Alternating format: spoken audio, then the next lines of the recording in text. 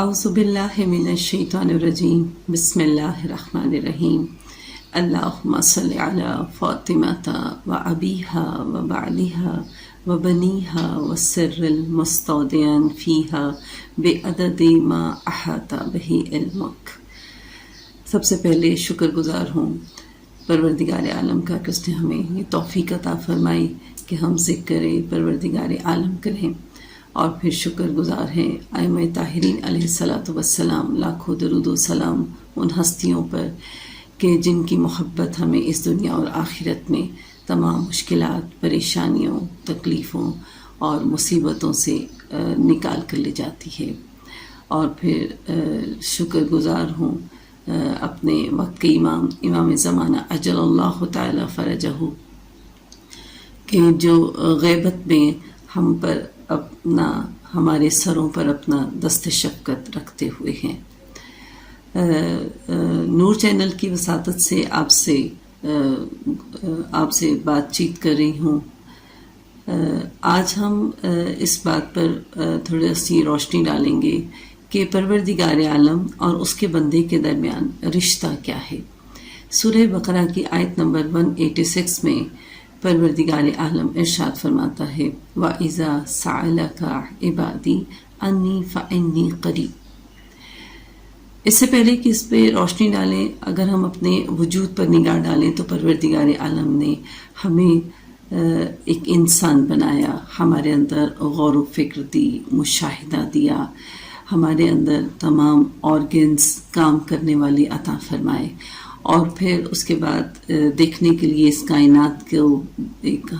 کائنات کے منظر کو دیکھنے کے لیے پروردگار عالم نے ہمیں آنکھیں عطا فرمائیں، اور پھر سانس لینے کے لیے اللہ تعالیٰ نے آکسیجن عطا فرمائی اور ہمارے جسم کے اندر اس آکسیجن کو ناک کے ذریعے داخل کیا۔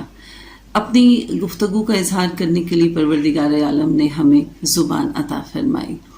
اچھے اور برے کی تمیز کے لیے پروردگار نے ہمیں عقل اور شعور عطا فرمایا، اور پھر تمام ایک جگہ سے دوسرے مقام تک پہنچنے کے لیے پاؤں عطا فرمائے، چیزوں کو اٹھانے کے لیے ہاتھ عطا فرمائے۔ ان تمام چیزوں کے بعد اللہ تعالیٰ نے ایک سربراہ عقل عطا فرمائی جو ہمیں اچھے اور برے کی پہچان بتاتا ہے۔ ان تمام چیزوں کے ساتھ ساتھ پھر اللہ نے ایک شیطان دیا کہ وہ شیطان کیا ہے کہ جو ہمارے تمام اعمال پر کس طرح پانی پھیر دیتا ہے، کس طرح ہمیں اپنے رب سے دور کر دیتا ہے، کس طرح ہمیں دنیا کی لذتوں سے ہمیں اس کی مٹھاس کو چکھاتا رہتا ہے۔ پروردگار عالم اس آیت میں، ایک آیت مبارکہ ہے 186، اس میں اپنی محبت کا اظہار کرتا ہے۔ ہم نے اکثر سنا نا کہ ایک ماں اپنے بچے سے کتنا بے لوث اور بغیر کسی لالچ کے پیار کرتی ہے، تو اللہ 70 ماؤں سے بھی کہیں زیادہ اپنے بندوں سے پیار کرتا ہے۔ لیکن اس آیت کو پڑھنے کے بعد واقعی احساس ہوتا ہے کہ اللہ کی محبت کتنی یقینی، کتنی سچی، کتنی پرخلوص ہے۔ اس ایک آیت میں اللہ کیا فرماتا ہے، جب میرے بندے میرے بارے میں پوچھیں تو کہہ دینا میں ان کے بہت قریب ہوں۔ جب وہ مجھ سے سوال کرتے ہیں تو میں انہیں جواب دیتا ہوں، بس وہ مجھ سے سوال کریں، مجھ پر یقین رکھیں، میں شاید وہ کمال اور رشد تک پہنچ جائیں۔ تو یعنی ایک آیت میں اللہ نے 7 مرتبہ اپنے ساتھ بندے کو منسوب کیا کہ جب وہ مجھے پکارتا ہے میں اس کے قریب ہوتا ہوں، جب وہ دعا کرتا ہے میں اس کا جواب دیتا ہوں۔ تو پروردگار عالم اس آیت کے ذریعے بتانا چاہتا ہے کہ اے میرے بندے، تو دنیا کی محبتوں میں، لذتوں میں کتنا بھی دور چلا جائے تو دور نہیں جاتا، میں تیرے بہت قریب ہوتا ہوں۔ اس انداز کو، اس رابطے کو، اس کنیکشن کو دعا کہتے ہیں۔ اللہ سب کچھ جانتا ہے ہمارے بارے میں، ظاہر ہے وہ ہمارا خالق ہے، وہ مالک ہے، وہ رازق ہے، وہ تمام اعلیٰ صفات کا مالک ہے، لیکن پھر بھی وہ چاہتا ہے کہ ہم اس کے آگے ہاتھ کو پھیلائیں۔ کیوں؟ اس لیے وہ چاہتا ہے کہ اس کا بندہ دور نہ جائے، اس کا بندہ شیطان کے نرغے میں نہ جائے، اس کا بندہ اس سے دور نہ ہو، کیونکہ یہ دعا اتنی اہم ہے کہ اس دعا کے بہت سے اثرات ہیں۔ یہ دعا کیا ہے؟ انسان میں تکبر کو پیدا نہیں ہونے دیتی۔ یہ دعا کیا ہے؟ انسان کی نیکیوں میں اضافہ کرتی ہے۔ یہ دعا کیا ہے؟ اپنے رب کے قریب پہنچ جاتی ہے۔ یہ دعا کیا ہے کہ جب انسان دعا کرتا ہے تو جس طرح کائنات کی ہر ذرہ، ہر شے خدا کی تسبیح کر رہی ہے، جب انسان دعا کرتا ہے تو وہ انسان اس کائنات کی تسبیح میں شریک ہو جاتا ہے اور اس کا ایک ہم رنگ ہو جاتا ہے۔ یہ دعا کیا ہے؟ یہ دعا وہ ہے کہ جو اپنے پروردگار عالم سے راز و نیاز، ہم دنیا میں کسی سے بھی راز و نیاز کریں، ایک خدشہ رہتا ہے، ایک خوف رہتا ہے یہ بات آگے جا کر پھیل نہ جائے اور بڑی مصیبت نہ بن جائے، اور دوسرا جو سننے والا ہے اس پر ڈیپینڈ کرتا ہے وہ سننے کے بعد ہماری مدد کرے یا نہ کرے، ہو سکتا ہے کرے اور ہو سکتا ہے نہ کرے، لیکن اللہ کی ذات وہ ذات ہے کہ وہ صرف سنتی ہی نہیں بلکہ اس کو ہمارے لیے آسان بھی کر دیتی ہے۔ وہ صرف مسئلہ سنتی نہیں بلکہ اس کو ہمارے لیے حل بھی کر دیتی ہے۔ اور پھر اس دعا کو پروردگار عالم اتنا پسند کرتا ہے کہ سورہ فرقان کی آخری آیت میں ارشاد فرمایا ہے کہ اگر یہ دعا نہ ہوتی تو مجھے بھی اپنے بندوں کی کوئی پرواہ نہ ہوتی۔ یعنی دعا ہے کہ جس سے ایک انسان اپنے رب کے اتنے قریب پہنچ جاتا ہے کہ خدا اس پر ناز کرتا ہے۔ جو دعا بہت زیادہ کرتا ہے وہ انبیاء علیہ السلام کا شیوہ اختیار کرتا ہے۔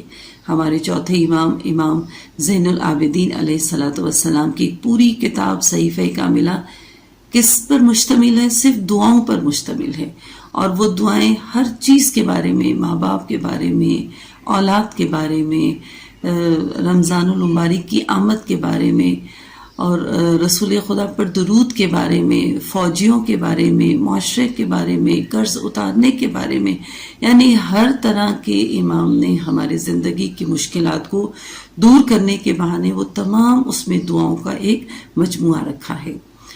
پروردگار عالم دعا کس کی قبول کرتا ہے؟ صرف اس کی کہ جب دعا مانگنے والا بیدار ہو، اس کا دل اور دماغ جاگ رہا ہو۔ اور دعا کس کی قبول کرتا ہے؟ جو رزق حلال کھاتا ہو۔ اور دعا کس کی قبول کرتا ہے؟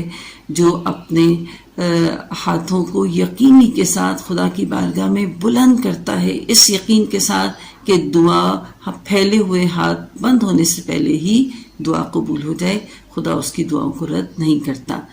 بارش کے وقت مانگی ہوئی دعا رد نہیں ہوتی، تلاوت قرآن پاک کے دوران اس کے بعد مانگی ہوئی دعا خدا قبول کرتا ہے، اور اس کے علاوہ ماں باپ کے چہروں کو دیکھنا اور پھر دعا کرنا، اس کے علاوہ سب سے زیادہ جو ہے کہ اپنی اولاد کو دیکھنا، جوانی میں دیکھنا اور ان کی خیر و خوبی کے لیے دعا کرنا، اور دنیا کے دستور کے مطابق جب ہم کسی کے گھر جائیں اور اس کی پسند کا تحفہ لے جائیں، اس کے پسند کے پھول یا پھل لے جائیں تو گھر والا بہت خوشی سے ملتا ہے۔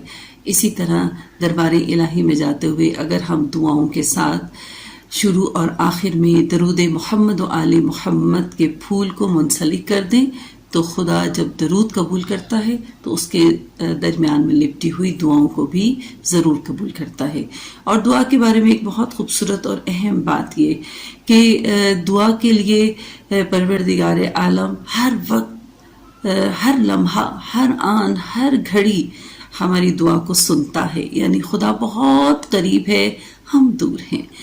تو خدا کے دربار میں جانے کے لیے کسی اہتمام کی ضرورت نہیں، بیٹھے دعا کر سکتے ہیں، کھڑے ہوں تب دعا کر سکتے ہیں، لیٹے ہوں تب دعا کر سکتے ہیں، گھر کے کام کر رہے ہوں تب دعا کر سکتے ہیں، اور اس یقین کے ساتھ کہ جب ہم دعا کرتے ہیں میرا رب دعا کو سن رہا ہے، میرا رب دعا کے سننے کے بعد جواب دے رہا ہے۔ جتنے یقین کے ساتھ دعا کرتے ہیں خدا اتنا ہی اسے قبول کرتا ہے۔ ہماری بعض دعائیں بہت جلد قبول ہو جاتی ہیں جو ہم خلوص دل کے ساتھ، بیدار دل کے ساتھ مانگتے ہیں۔ کچھ دعائیں ٹھہر کے قبول ہوتی ہیں، وہ اس لیے کہ ہمارے لیے جب وہ منافع بخش ہوتی ہیں تب قبول ہوتی ہیں، اور کچھ دعائیں قبول ہی نہیں ہوتی، وہ ہمارے لیے فائدہ مند نہیں ہوتی۔ اس کے لیے پروردگار عالم ان مانگی ہوئی دعاؤں کو رد نہیں کرتا، کیونکہ یہ دعا پروردگار عالم نیکیوں کی صورت میں آخرت کے لیے رکھ لیتا ہے۔ روز محشر جب ہم بہت سی نیکیوں کو دیکھیں گے اور پوچھیں گے باری الٰہی یہ کون سے نیک کام ہیں جو میں نے کیے، کہا وہ تمہاری مانگی ہوئی دعائیں جو اس وقت تمہارے لیے فائدہ مند نہیں تھی، اب وہ ساری نیکیاں بن کر تمہارے اعمال میں آ گئیں۔ تو روایات کہتی ہیں کہ انسان خواہش کرے گا کاش دنیا میں میری کوئی دعا قبول نہ ہوئی ہوتی، اور انسان دعا کبھی اپنی طرف سے یا اپنی مرضی سے نہیں کرتا۔ دعا ایک نیک کام ہے، اور یہ نیک عمل انسان تب کرتا ہے جب اس کی نیت صاف ہوتی ہے۔ جب نیت صاف ہوتی ہے خدا اسے توفیق عطا فرماتا ہے، اور جب توفیق ملتی ہے تو اس کے ہاتھ پھیل جاتے ہیں، پھر اس کے لب بھی بند ہوں تو اس کی دل کی مانگی ہوئی دعا خدا قبول فرماتا ہے۔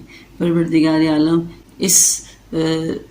اس بات کے ساتھ، اس آخری بات کے ساتھ کہ پروردگار عالم ہمارے امام کے ظہور میں تعجیل فرما اور ہم سب کو ان کے لشکر میں شامل فرما۔ والسلام علیکم وآخر دعوانا الحمدللہ رب العالمین۔